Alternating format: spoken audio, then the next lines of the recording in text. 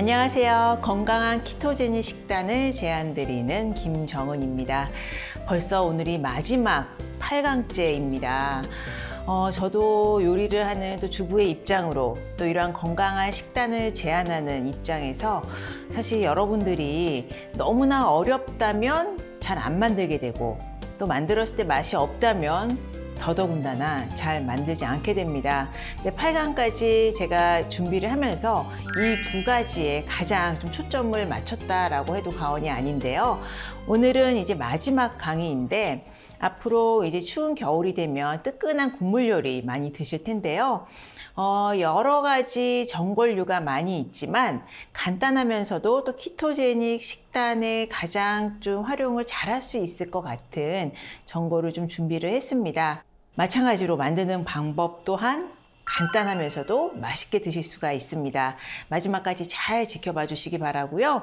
8강까지 했던 강의 내용 중에서 사실은 만드는 과정이 6번 이상을 넘어가면 잘 안 만들게 될 것이다 라는 것을 전제로 제가 항상 레시피를 고민을 하는데 그런 부분에 있어서는 오늘은 특히나 정말 간단하게 또 맛있게 드실 수 있는 메뉴이니까요. 잘 챙겨봐 주시기 바랍니다.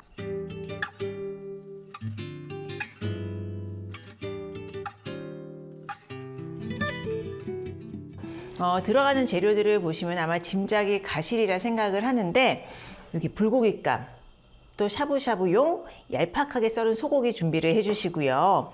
그리고 배추, 케일이나 깻잎과 같은 향과 또 색이 선명한 녹색 쌈채소 준비를 해주시고요. 여기에 이제 표고버섯 들어갈 거고요.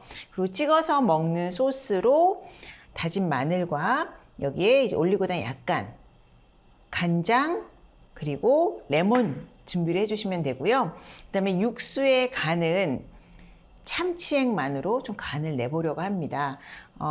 이런 재료들에서 나오는 채소의 단맛이라든지 고기의 깊은 맛들이 잘 어우러지기 때문에 육수는 이 참치액만으로도 충분히 맛이 우러나옵니다. 자, 그럼 준비를 해주시면 되고요. 지금 육수를 먼저 우리고 있는데요. 간은 참치액으로 하지만 육수 재료는 마늘과 다시마로 준비를 했고요. 다시마랑 마늘을 물에 넣고 끓기 시작하면 5분 정도 짧은 시간 끓여서 국물을 우려내시면 됩니다. 그리고 마지막으로 이제 참치액으로 간을 하게 됩니다. 자, 그러면 끓을 동안 재료들을 손질을 해 볼 텐데요. 우선 예를 들어서 양배추로 하셔도 되고요. 그리고 약간 두께감이 있는 겨울 채소류, 잎사귀 채소류들을 활용을 하시면 되는데 배추 같은 경우에는 이렇게 크기는 너무 크지 않은 잎을 오늘 5장 정도 준비를 했는데 켜켜이 깻잎이라든지 케일을 넣어가지고 포개서 이제 담아 보도록 하겠습니다. 자, 이렇게 우선 배추를 밑에 깔아주시고요. 여기에 깻잎과 케일 번갈아 가면서 놔주시면 되는데 이렇게 해주시고 고기를 포개서 넣어주세요. 고기는 오늘은 소고기를 넣어주는데 소고기 외에 또 돼지고기도 얄팍하게 썰어져 나오는 고기 있거든요. 또는 이제 불고기감 사용을 해주시면 되고 소고기나 돼지고기 두 가지 다 매우 잘 어울리니까요. 그렇게 준비를 해보시는 것도 좋을 것 같아요. 자, 이렇게 해서 고기 넣었고요. 그다음에 배추 한 장을 좀 번갈아 가면서 지그재그로 넣어주시면 좋아요. 케일,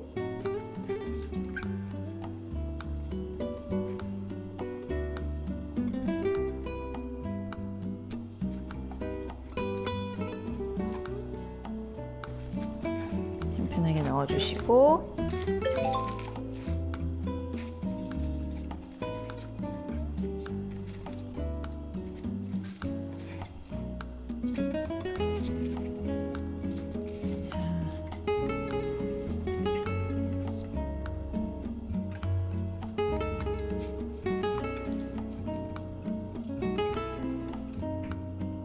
그리고 마지막으로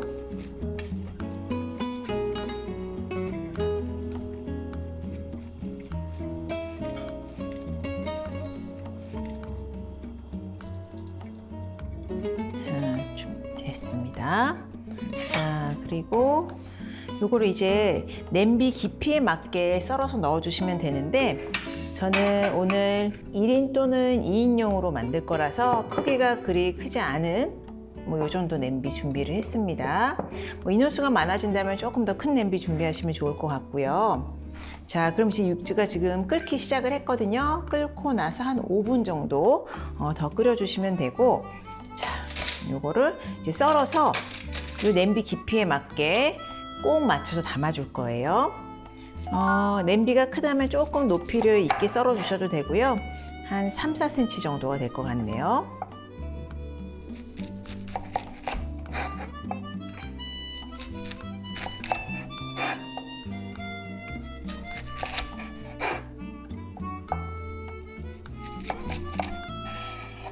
자, 이렇게 썰어서 켜켜이 포개 주시면 돼요.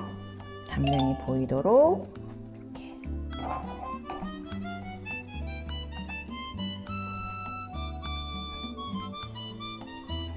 담아주시고요.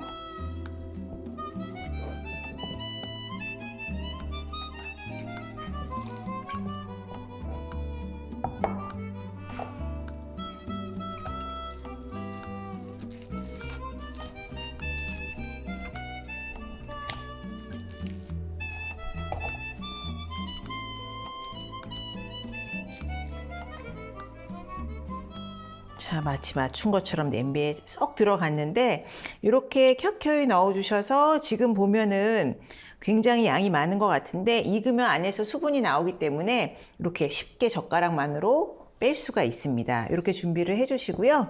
그다음에 마지막에 이제 버섯을 모양을 내서 하나 얹어줄게요.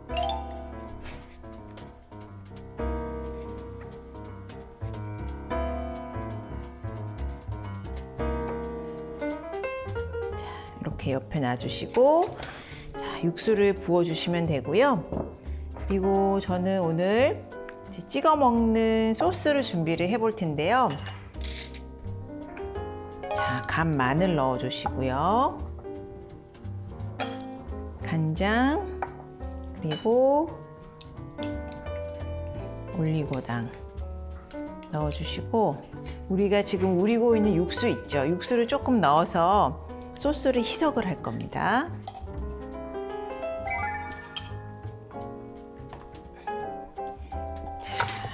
한 100cc 정도, 반컵 정도 넣어가지고 희석을 해주시면 되고요. 여기에 이제 레몬 슬라이스를 4장 정도 넣어가지고 이제 상큼한 맛을 낼 겁니다.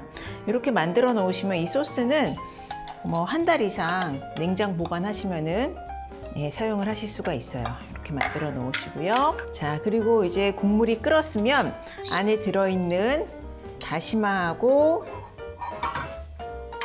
통마늘은 건져내겠습니다.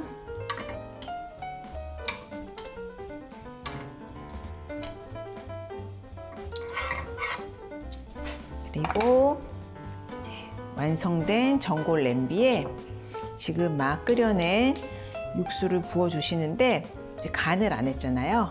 참치액을 이렇게 부어가지고 간을 맞추시면 돼요. 그래서 이제 끓은 육수를 좀 넣어가지고 이렇게 준비가 되면 식탁에 가져가서 끓이면서 드시는 것도 방법이고요. 이렇게 완성된 거를 이제 소스를 다 익으면 찍어 드시면 됩니다. 우리 왜 샤브샤브 드시는 것처럼 이렇게 찍어 드시면 되는데, 보통 뭐 배추라든지 고기, 버섯 여러 가지 채소들을 따로따로 넣으면 드시고 싶은 것만 골라 드시게 되는데, 이렇게 켜켜이 넣어두게 되면 한번 쏙쏙 뽑아 먹을 때마다 또 이렇게 균일하게 드실 수 있기 때문에 이런 방법으로 또 담아내 보시면 좋을 것 같습니다.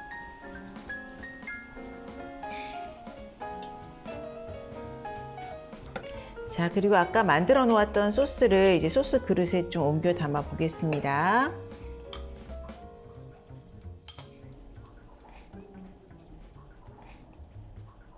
오늘처럼 샤브샤브 형태로 담백하게 끓여낸 전골을 찍어 드시는 것도 좋고요. 우리가 연두부라든지 또 구운 두부에 소스처럼 뿌려 드시는 것도 이 소스 활용하시면 아주 맛있게 드실 수가 있습니다. 자, 이렇게 이제 끓기 시작을 했으면 이 정도까지 끓이고 나서 자리에서 데워가면서 끓여 드시는 방법도 있고요. 완벽히 끓이신 다음에 전골 냄비에 그런 남은 잔열이 있기 때문에 그대로 전골째로 가지고 가서 굳이 불을 켜지 않더라도 이렇게 팔팔 끓은 뚝배기 같은 데 넣어가지고 덜어가지고 찍어 드시는 방법도 좋습니다.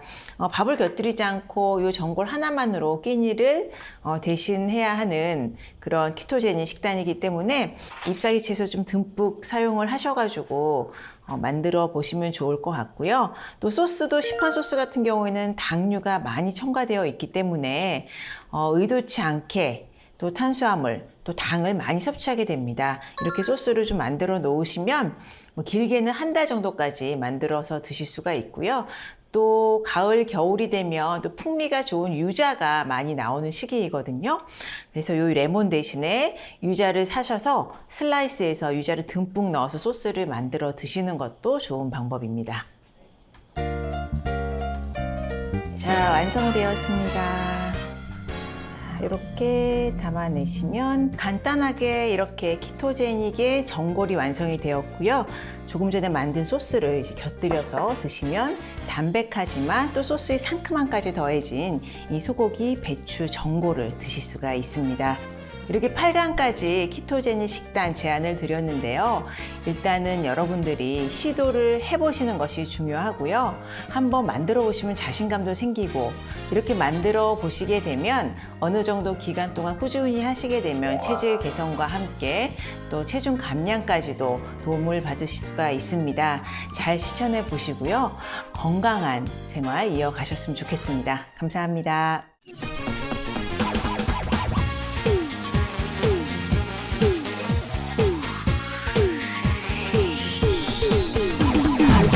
Go!